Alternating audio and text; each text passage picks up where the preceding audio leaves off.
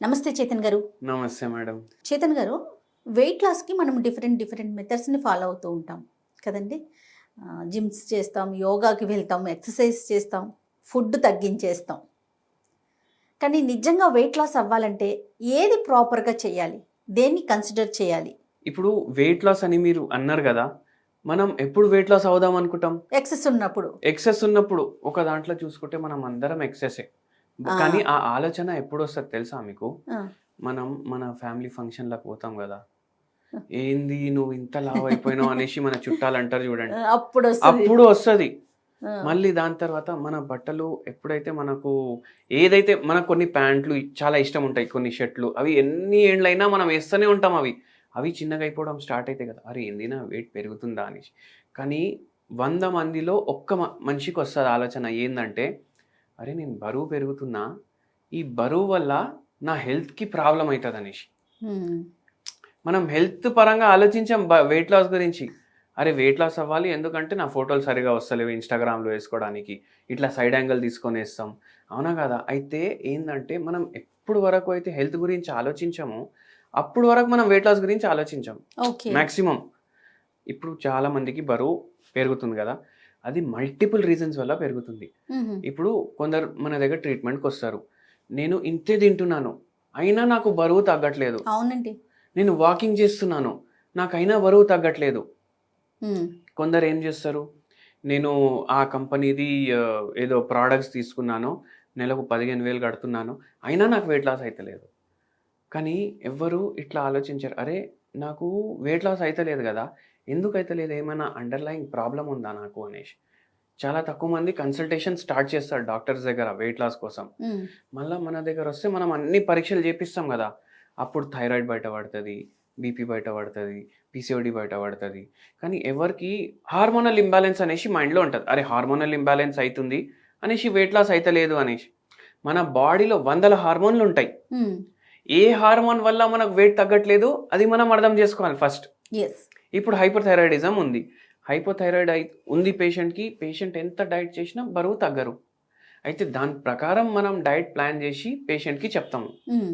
అదొకటి. మళ్ళీ ఇంకోటేంది ఇప్పుడు పీసీఓడీ ఉందనుకోండి. పీసీఓడీ ఉందంటే ఇన్సులిన్ రెసిస్టెన్స్ స్టార్ట్ అయితది పేషెంట్‌కి. మళ్ళా ఫ్యూచర్‌లో షుగర్ వ్యాధి వచ్చే ఛాన్సెస్ అవకాశం ఉంటాయి. ఉంటుంది. ఆ! ఆ టైంలో గూడా మనం డైట్ దాని ప్రకారం ప్రిపేర్ చేసుకోవాలి. మనకున్న రోగాన్ని బట్టి మనం డైట్ ప్లాన్ చేసుకోవాలి. ఓకే. మళ్ళీ కొందరికి ఎట్లా ఉంటది? ఏం రోగం ఉండదు. జెనెటిక్‌గా వాళ్ళకి బరువు ఎక్కువుంటది. హ్మ్. అండ్ జెనెటికల్లీ వాళ్ళకేంది టెండెన్సీ అంటే, వాళ్ళు తినే ఆహారంలో వాళ్ళకు ఈజీగా వాళ్ళు పెరుగుతారు బరువు. And okay. క్రాష్ డైట్స్ జేస్తారు కొందరు. అవునండి. ఆ క్రాష్ డైట్‌లు అస్సలు జేయొద్దు. హ్మ్. అండ్ వెరీ ఇంపార్టెంట్‌లీ ఏదంటే, ఇప్పుడు ఏం లేవు. అన్ని టెస్ట్‌లు నార్మల్ ఉన్నాయి. అన్నీ ఉన్నాయి అనుకోండి. దానికి సింపుల్ సమాధానం రెండే ఉంటాయి. మన ఫిజికల్ యాక్టివిటీ సక్కగా లేదు. హ్మ్. మన ఆహారం ఎంత మన శరీరానికి గావాలి దానికన్నా ఎక్కువ పోతుంది. అవునా హ్మ్. కాదా? మన అవసరానికి మించి ఆ! తింటున్నాం. ఇన్‌పుట్ ఎంతుందో అవుట్‌పుట్ గూడా అంత ఉండాలి. ఓకే. అవుట్‌పుట్ అంత ఉండకపోతే పరేషానీ అయితది. వెయిట్ పెరుగుతది. అవును. ఇప్పుడు కొందరికి రోజుకి 2 పూటలు నాన్ వెజిటేరియన్ బయట నుంచి తెప్పించుకొని తింటారు. హ్మ్. ఏదో అంచుకు నాకు స్నాక్స్ కావాలి చికెన్‌వి, మటన్‌వి, ఫ్రైలు, ఫిష్‌లు అన్నీ తెప్పించుకొని తింటారు బయటికెళ్ళి. వాళ్ళు ఏ ఆయిల్‌లో ఫ్రై చేస్తారో మనకు తెలవదు. అరే! వీడియోలో చూసినాం మేము ఫిష్ చాలా హెల్తీ, మంచిది, ఒమేగా 3 ఫ్యాటీ యాసిడ్‌లుంటాయి. బయటికెళ్ళి తెప్పించుకొని తింటారు. అదే చేప మీరు పులుసులాగా చేసుకొని తక్కువ నూనె వాడి మీరు ఇంట్లో చేసుకుంటే హైజీన్‌గా అది మీకు వెయిట్ లాస్‌కి కూడా హెల్ప్ చేస్తది. ఓకే. అదే చేప మీరు బయటికెళ్ళి ఫ్రైలు తెచ్చుకొని తింటే అది మీ బరువు పెరగడానికి కారణం కూడా అవకాశం. అయితది. ఆ!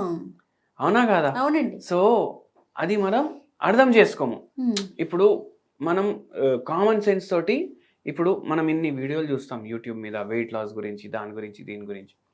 మనం ఒకటి ఫస్ట్ అర్థం చేసుకోవాలంటే ఏందంటే, ఎట్లా మనం బ్యాలెన్స్డ్‌గా వెయిట్ తగ్గాలి వితౌట్ అవాయిడింగ్ ఎనీథింగ్. యెస్. అదొకటి. సెకండ్ థింగ్ ఏందంటే, పోర్షన్ కంట్రోల్ చాలా ఇంపార్టెంట్ ఉంటది. హ్మ్. మనకు ఏ రోగం లేదు అంటే, మీరు ఏం జేయొచ్చు అంటే, మీకు ఎంత తినాలనిపిస్తుంటే, మీరు దానికన్నా సగం తినండి. ఓహ్! ఇప్పుడు మార్నింగ్ మనం ఇడ్లీలన్నా చేసుకుంటాం, దోసలన్నా చేసుకుంటాం. హ్మ్. మనం ఇడ్లీలు చేసుకుంటే, మనకు 4 ఇడ్లీలు తినాలనిపించిందనుకోండి. 4 తింటాం రెగ్యులర్‌గా. రెగ్యులర్‌గా తింటాం. ఎందుకంటే ఇంట్లో ఇడ్లీలు చిన్నగుంటాయి. అవును. బయటేమో 2 ఏస్తాడు వాడు. 4 తినే బదులు మీరు 2 తినండి. ఓకే. మళ్ళీ ఇంకా ఏం చేయండి అంటే ఇడ్లీలు మనం వండుకుంటాం కదా, మనం ఆ స్టవ్ మీద పెట్టేటప్పుడు, పొయ్యి మీద పెట్టేటప్పుడు స్ప్రౌట్స్ ఉంటాయి కదా, ఆ! స్ప్రౌట్స్ కానీ, క్యారెట్లు కానీ, బీట్రూట్లు కానీ, ఓకే. అవి కూడా యాడ్ చేయమంటారు. ఏషియన్ దాంట్లో ఏమవుతుంది, దాంతో ఫైబర్ క్వాంటిటీ పెరుగుతుంది దాంట్లో, ఓకే. కడుపు కూడా తొందరగా నిండిపోతుంది. హ్మ్. రెండు రెండు ఇడ్లీలకి మనకు అమ్మాయి సరిపోయింది అనేసి అనిపిస్తుంది. ఫైబర్ క్వాంటిటీ ఎక్కువ పోతుంది కదా బాడీలో, అప్పుడు మనకు సాటియేషన్ ఫీలింగ్ తొందరగా వస్తుంది. సాటియేషన్ అంటే మనం అమ్మ మంచిగా కడుపు నిండా తిన్నా నేను అనేసి మనకు తొందరగా వస్తుంది ఆ ఫీలింగ్, ఓహో! ఫైబర్ పోతే. అట్లా చేయాలి. మళ్ళా మీరు Afternoon. దోశలు వేసుకుంటున్నారు అనుకోండి, మీకు 4 దోశలు తినాలనిపిస్తే 2 దోశలు తినండి, కానీ ఆనియన్లు చిన్న చిన్నగా కట్ చేసుకోండి. ఆనియన్లు చిన్న చిన్నగా కట్ చేసుకొని దోశ మీద వేసుకోండి మీరు. హ్మ్. అట్లా చేస్తే ఏమవుతుంది, మనకు ఫైబర్ పోతుంది, మనకు సల్ఫర్ ఉంటుంది దాంట్లో, అది కూడా వెయిట్ లాస్కి హెల్ప్ చేస్తుంది. ఆ! మళ్ళీ దోశ కూడా సగమే తింటున్నాం కదా, యెస్. ఆనియన్లో క్యాలరీలు ఉండవు. హ్మ్. మీకు 4 దోశ తినే బదులు మీరు దోశ మీద అంతే క్వాంటిటీ ఆనియన్ వేసుకున్నారు, అయితే ఏమైంది, క్వాంటిటీ అయితే అంతే పోయింది, కానీ క్యాలరీలు తక్కువ పోయినాయి కదా. యెస్. మళ్ళీ దోశ మొత్తం రెడీ అయిపోతుంది కదా, దాని తర్వాత ఆనియన్ వేయాలి మీరు దాని మీద, అది జర పచ్చిగానే ఉండాలి. ఓహో! అది ఒకవేళ అది కూడా కుక్ అయిపోయిందంటే దాంట్లో వాటర్ కంటెంట్ వెళ్ళిపోతుంది కదా, ఆహా! వాటర్ కంటెంట్ వెళ్ళిపోతే మనకు సాటియేషన్ ఫీలింగ్ తొందర రాదు కదా. ఇప్పుడు మనం సాలెడ్లు ఇవన్నీ ఎందుకు ప్రిఫర్ చేస్తున్నాం, యెస్. ఎందుకు అంటే రాగా తింటాం కాబట్టి. రాగా తింటున్నాం, దాంట్లో వాటర్ కంటెంట్ ఎక్కువ ఉంది, ఫైబర్ కంటెంట్ ఎక్కువ ఉంది, కాబట్టి మనకు ఆ ఫీలింగ్ వస్తుంది నేను కడుపు నిండా తిన్నా అనేసి. ఓకే. ఓకే. సో మార్నింగ్ అట్లా చేయండి. మధ్యాహ్నం ఏం చేయండి అంటే, మీరు ఎంత రైస్ తినాలనుకుంటే దానికి సగం తినండి, కర్రీలు ఎక్కువ ప్రిఫర్ చేయండి. మళ్ళీ ఏం చేయాలి, ఇప్పుడు మనం కర్రీలు అనగానే ఏదో కర్రీ మీకు ఇష్టం ఉంటుంది కదా, వెజ్జో నాన్ వెజ్జో మీరే ఆలోచించండి. ఆ కర్రీ మీకు 100% ఏదో ఫ్రై కర్రీ వస్తుంది ఫస్ట్ మైండ్కి, దొండకాయ ఫ్రై, బెండకాయ ఫ్రై, అవే వస్తాయి. ఎందుకు, ఆ టేస్ట్ మనకు నచ్చది అని మనం అనుకుంటాం. కానీ బెండకాయ మనం బాయిల్ చేసి దాంట్లో ఉప్పు కారం వేసి తింటే అదే టేస్ట్ ఉంటుంది, కానీ మనకు ఫ్రై టేస్ట్ ఎక్కువ ఎందుకు నచ్చదు తెలుసా మీకు, ఆయిల్ యాడ్ అవుతుంది. ఆయిల్ యాడ్ అవుతుంది. ఇప్పుడు ఓన్లీ ఆయిల్ తాగమంటే ఎవరు తాగుతాడు, ఎవరు తాగడు, ఎందుకంటే ఆయిల్ కి టేస్ట్ ఉండదు, దాని వాసన కూడా చక్కగా ఉండదు. అవును. కానీ ఆయిల్ ఏం చేస్తుంది అంటే, ఏ టేస్ట్ అయితే మీ బెండకాయది ఉంది కదా, ఆ టేస్ట్ ఆయిల్ తీసుకుంటుంది. ఆ టేస్ట్ ఆయిల్ తీసుకొని మీ నాలుక పైన ఎక్కువసేపు ఉంటుంది. మీ నాలుక పైన ఎక్కువసేపు ఉండేసరికి మనకు ఫ్యాట్ ఫుడ్ డిజైర్ క్రేవింగ్ ఎక్కువ ఉంటుంది. ఓకే.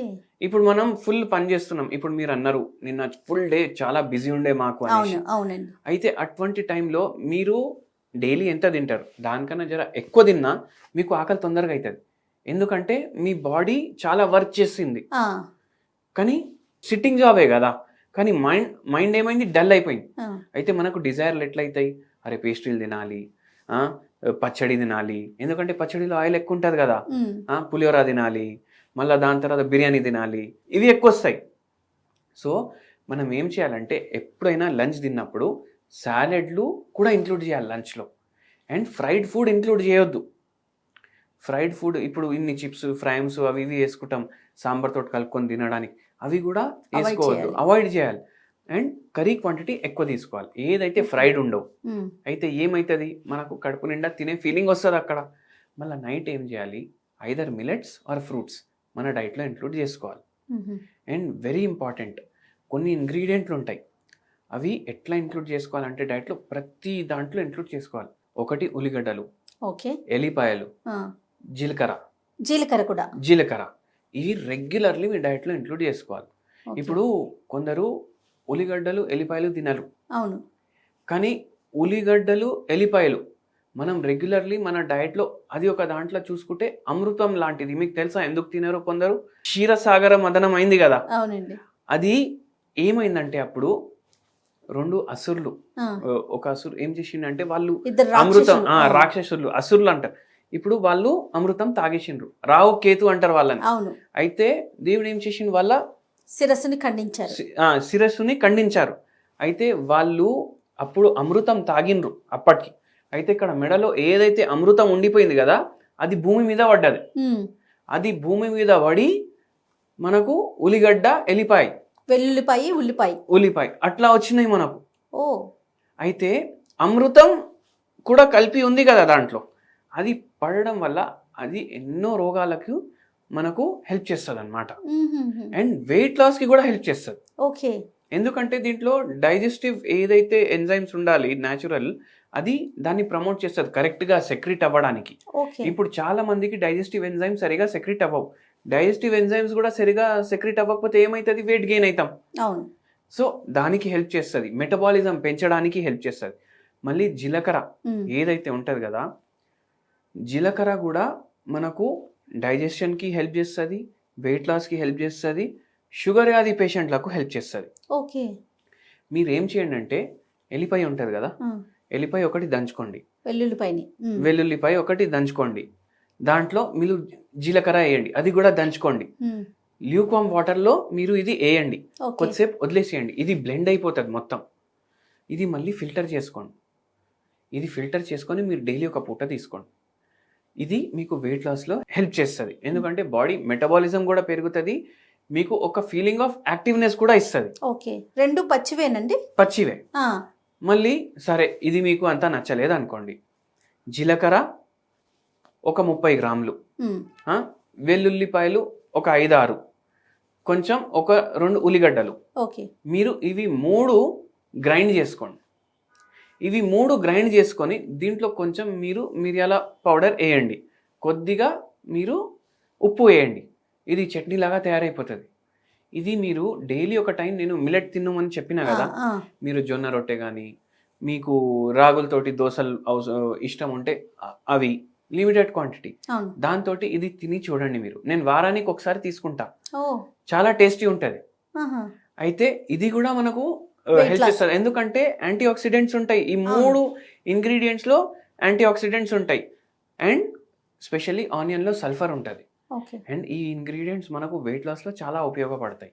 సూపర్. అందుకే మనం ఎక్కువగా జీరాని, ఇప్పుడు ఉల్లిపాయ అనుకోండి కూరల్లో వాడతాం, వెల్లుల్లిని కూడా కూరల్లో వాడతాము, జీరా మాత్రం రైస్లో కూడా వేసుకుంటాం, జీరా రైస్ తింటాం, జీరా వాటర్ తాగుతాం, డైజెషన్ సరిగ్గా అవ్వలేదు, ఏదో ఇబ్బందిగా ఉంది, రేపులు వస్తున్నాయి, ఇలాంటప్పుడు కూడా జీరా వాడతాం, జీరా వాటర్ తీసుకుంటాం. ఇంకోటి మీరు ఇది మంచి పాయింట్ చెప్పిండ్రు మేడం, ఎందుకంటే ఇప్పుడు మీరు జీరా వాటర్ అన్నారు కదా, అందరేమో జీరా వాటర్ తీసుకోవాలనుకుంటారు, కానీ చాలా మంది ఏం తప్పు చేస్తారు తెలుసా మీకు? ఇప్పుడు డైజెషన్ సరిగా లేదు అనుకోండి, థమ్స్అప్లో జీరా కలుపుకొని తాగేటోళ్ళు ఉన్నారు. ఎందుకంటే రోడ్ల మీద జీరా సోడా అమ్ముతారు కదా వాళ్ళు, అయితే కార్బోనేటెడ్ వాటర్ అది. ఇప్పుడు మీరు ఒకటి గమనించండి, ఎప్పుడైతే మనకు యాసిడిటీ ప్రాబ్లం కానీ కొంచెం ఇండైజెషన్ అయింది, గ్యాస్ట్రిక్, ఏం చేస్తాం, థమ్స్అప్ అన్న తాగుతాం, ఈ రోడ్ల మీద జీరా సోడా తాగుతాం, గ్యాస్ వాటర్ తాగుతాం. ఏంది గ్యాస్ తగ్గడానికి గ్యాస్ ఇంకా అవుతుంది కదా లోపలికి, అది ఏం చేస్తుంది అంటే ఫ్యూచర్లో మీకు ఇండైజెషన్ కాజ్ చేస్తుంది మీ బాడీలో, మీకు దాని మీద డిపెండెన్సీ వచ్చేస్తుంది. మళ్ళీ మీ ఏవైతే ఇంటెస్టైన్లు జరుగుతాయి కదా, ఆ మూమెంట్ పెరిచాలిటిక్ మూమెంట్స్ ఉంటాయి కదా, అవి కరెక్ట్గా అయితేనే మీకు మళ్ళీ కరెక్ట్గా వస్తుంది, లేకపోతే మీకు ఫ్యూచర్లో ఏమైపోతుంది, మీకు ఫ్యూచర్లో కాన్స్టిపేషన్ అవుతుంది, మీకు వెయిట్ గెయిన్ అవుతుంది, అట్లా కూడా అవుతుంది. అయితే అట్లా చేయకండి, ఇంట్లో మీరు చెప్పినట్టు జీలకర్ర వాటర్ రెగ్యులర్ తీసుకోవచ్చు. అండ్ దాంతోపాటు మీరు జీరా రైస్ అన్నారు కదా, మనం ప్రతిసారి పోపు చేసుకుంటే జీలకర్ర కొద్దిగా వేస్తాం, కానీ మీరు జీలకర్ర ఎక్కువ క్వాంటిటీ వేసుకోండి. జీలకర్ర ఎక్కువ క్వాంటిటీ వేసుకుంటే ఏమవుతుంది, కర్రీలో టేస్ట్ కూడా వస్తుంది, అండ్ దాంతోపాటు మనకు ఈ జీలకర్రలో ఉన్న ప్రాపర్టీస్ కూడా రెగ్యులర్లీ పోతుంటాయి. ఇప్పుడు మనం ఒక 10 గింజలు వేస్తాం అంతే, చాలా తక్కువ వేస్తాం, అది మనకు అంత ఎఫెక్ట్ కూడా ఉండదు. సో అది మీరు ఇన్కార్పొరేట్ చేయండి. మళ్ళీ జీలకర్ర పౌడర్ మనం కర్రీస్ చేసుకుంటాం కదా, గరం మసాలాలు అవి ఇవి వేస్తాం, అండ్ ఎక్కువ క్వాంటిటీ వేస్తాం మనం, ఎందుకంటే మనం అందరూ తెలుగు రాష్ట్రాల్లో స్పైసీ ఫుడ్ ఎక్కువ తింటాం. మీరు మసాలాలు ఎక్కువ క్వాంటిటీ ఎట్లా వేస్తారు, కారం ఎట్లా వేస్తారు, అట్లా జీలకర్ర పౌడర్ వేయండి కర్రీలో. అది కూడా మీకు వెయిట్ లాస్ కోసం కూడా హెల్ప్ చేస్తుంది, డైజెషన్కి కూడా హెల్ప్ చేస్తుంది, గట్ హెల్త్ కూడా ప్రమోట్ చేయడానికి హెల్ప్ చేస్తుంది. జీరా వాటర్ ఎలా చేసుకోవాలి డాక్టర్ గారు? జీరా వాటర్ మీకు సింపుల్గా చెప్తాను నేను.